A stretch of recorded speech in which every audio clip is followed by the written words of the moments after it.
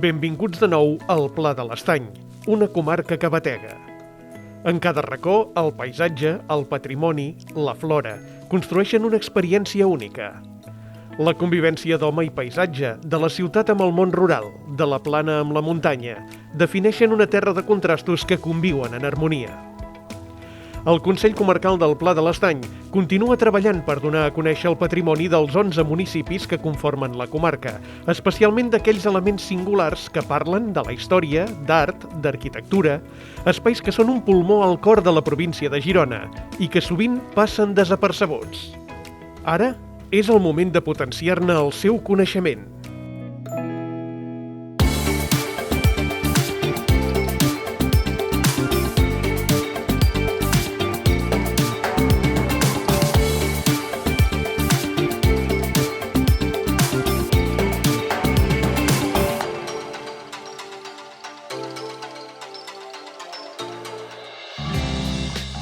En aquesta línia de continuar explicant el territori, el Pla de l'Estany és una de les entitats beneficiàries del PECT, el projecte d'especialització i competitivitat territorial, Costa Brava, Pirineu de Girona, Natura, Cultura i Intel·ligència en xarxa. En aquest projecte de gran envergadura hi participen diverses comarques, administracions i entitats de la província de Girona, amb un objectiu clar: posar en valor l'experiència de visitar la demarcació. Té bàsicament tres objectius, que un és la creació d'aquesta xarxa de camins, l'altre és posar en valor, donar informació i accés al nostre patrimoni i el tercer, dissenyar i posar en marxa tot un sistema per al que és la promoció turística. Un projecte a escala regional, però que tindrà impacte en cadascun dels municipis del Pla de l'Estany, fent més accessible el seu patrimoni a través de les noves tecnologies, l'entorn web adaptat a dispositius mòbils i els aplicatius.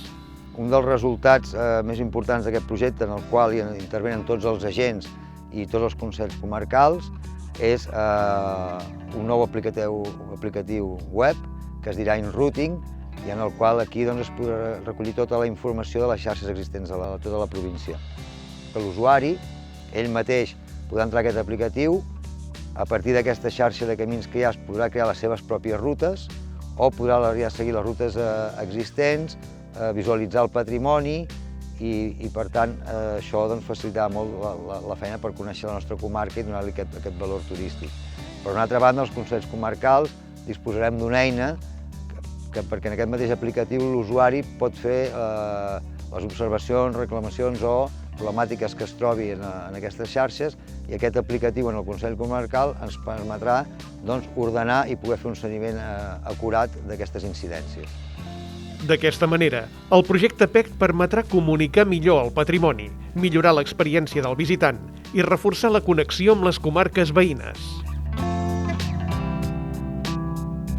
Una de les accions d'aquest projecte es concreta en la digitalització d'11 elements rellevants del patrimoni natural, cultural i històric de la comarca.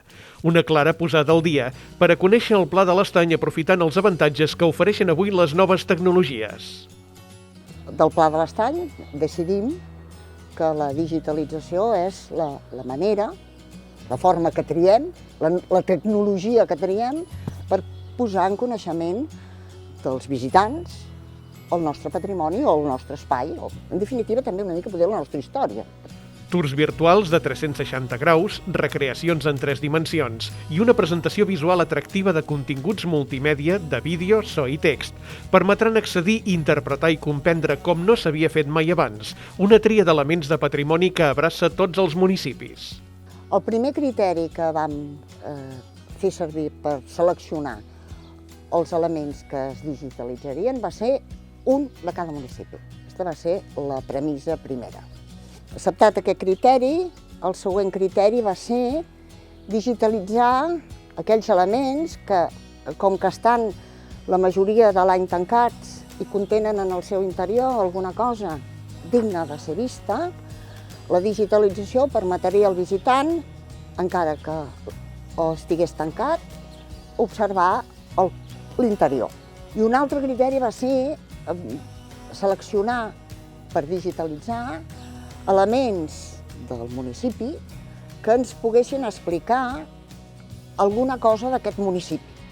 com era abans aquest municipi, què hi havia passat, o inclús també descobrir, per què no, treballs que es feien no només en el nostre, per exemple, el Pou del Glas. El Pou del Glas de Palol ens permetrà conèixer el Pou del Glas de Palol, però ens permetrà també tenir una informació de com l'element Pou del Glas funcionava, perquè a la comarca n'hi ha d'altres, de més petits, i per tant el funcionament, si no ben igual, doncs devia de ser semblant. Patrimoni industrial, elements a punt de desaparèixer, esglésies que guarden tresors al seu interior o racons singulars i curiosos conformen una tria única. El balneari i la Font de la Puda de Banyoles. Entre mitjans del segle XIX i del segle XX, aquest balneari va estar en funcionament i va ser un lloc de molta confluència de gent que venien a Banyoles atrets per les aigües de la Font de la Puda. L'església de Santa Magdalena de Noves de Camós. És una església que la majoria del temps està tancada i en canvi en el seu interior hi ha un retaule de Santa Magdalena digne de ser vist, que digitalment doncs, es podrà veure. El mateix, un cas semblant, amb l'església de Sant Cugat de Rabós. A l'interior d'aquesta església de Rabós, d'aquesta plaça on som ara, hi ha unes pintures romàniques dignes de ser vistes, que l'església està tancada, el procés de digitalització ens permetrà de veure'ls. El centre de la vila de Crespià. Crespià, a l'època medieval, va ser un lloc on hi va haver un important comerç de mel. La digitalització ens permetrà imaginar aquell centre de vila en aquell moment. El Pou del Glas de Palol. Palol de Revardit té un Pou del Glas, el més gros de la comarca, recentment restaurat, en molt bones condicions. La digitalització ens permetrà veure com els traginers entraven al gel al glaç i treballaven. La central elèctrica de Martís, a Esponellà, que no és oberta al públic. La digitalització ens permetrà veure el seu funcionament.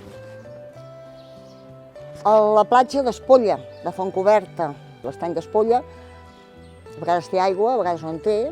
El visitant arribarà allà, poder hi trobarà aigua, poder no hi trobarà, però la digitalització li permetrà veure els canvis en aquest espai. El bosc de Can Ginabreda.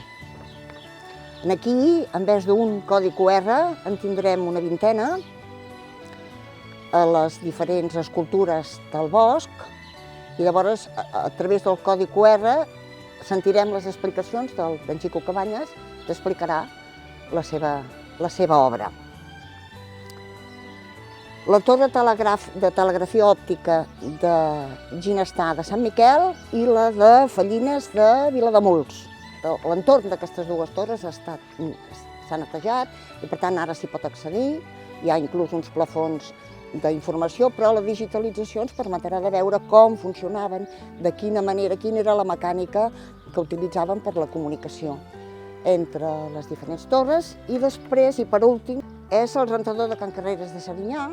La digitalització ens permetrà veure l'ús que la població, sobretot les dones, en aquest cas, feien d'aquest espai per rentar la roba.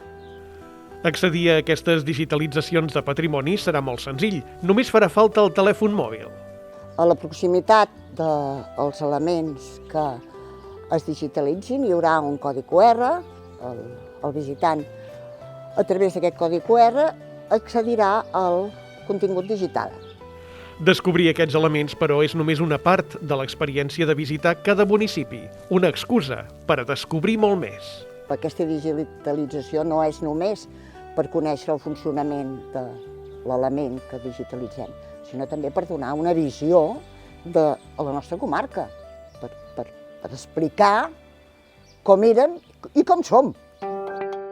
La intenció de la digitalització no és només que arribem, mirem allò i marxem, sinó que la intenció d'aquesta digitalització és que puguem, després de conèixer l'element que ens ha interessat, gaudir de tota l'altre que ens ofereix el Pla de l'Estany. Ja podem arribar al Pla de l'Estany, tenim rutes. Des del mateix Consell Comarcal s'han establert algunes rutes més senzilles, altres més complicades.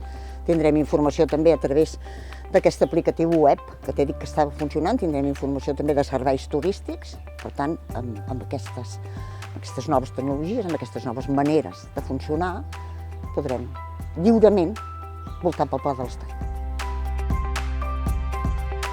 Però com es treballen aquestes digitalitzacions? Doncs s'adapten en funció de cada element. De vegades tenen format de tour virtual que permet accedir a l'interior d'espais per observar-ne els detalls. D'altres és una completa reconstrucció que ens trasllada a èpoques passades. Les noves tecnologies permeten precisament interpretar millor els elements de manera fàcil, accessible i sense condicionants horaris, amb una eina que tots portem a sobre, el telèfon.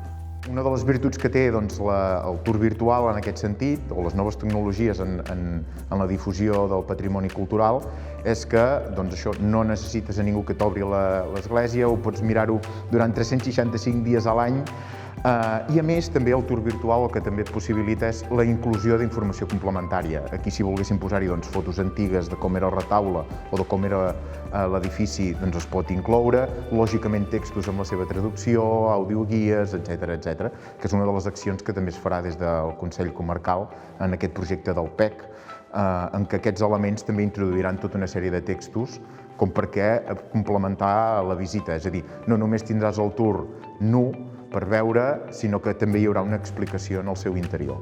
Una cosa molt interessant d'aquest projecte del PEC és que toquem cada un dels pobles elements que ja són o que formen part del seu vast arc cronològic, que s'escapen de l'època medieval. També hi ha coses del segle XVI, del XVII i inclús de patrimoni industrial. La reconstrucció també de la resclosa, d'una resclosa industrial, etc. Hi ha diferents elements, o un pou de glaç. Hi ha diferents elements que també utilitzarem la reconstrucció en 3D com perquè es pugui visualitzar de com podia haver estat en aquell moment de la seva creació i al llarg dels segles i de també que el visitant pugui veure com està ara, no? I poder fer aquesta comparativa de l'abans i el després. Estudi, recerca i difusió. Aquests són els passos que s'han seguit per construir l'experiència de cadascun dels elements del Pla de l'Estany, que molt aviat estaran a l'abast de tothom i posaran al dia el coneixement de la comarca a través d'una eina que va més enllà de la informació turística. Nosaltres creiem que tot aquest material, a part per ser un producte turístic, també ha de ser un material que ha d'anar adreçat a les escoles i un material pedagògic de primer ordre perquè les noves generacions puguin començar a fruir i disfrutar i gaudir d'aquest patrimoni cultural i valorar-lo a través de les noves tecnologies, que és una de les coses que també tenen molt a mà. Arrenquem ara i aquí la segona temporada de Comarca que batega, el Pla de l'Estany tot l'any. Un nou recorregut durant el 2022 que ens portarà a descobrir o redescobrir amb una mirada renovada el nostre territori.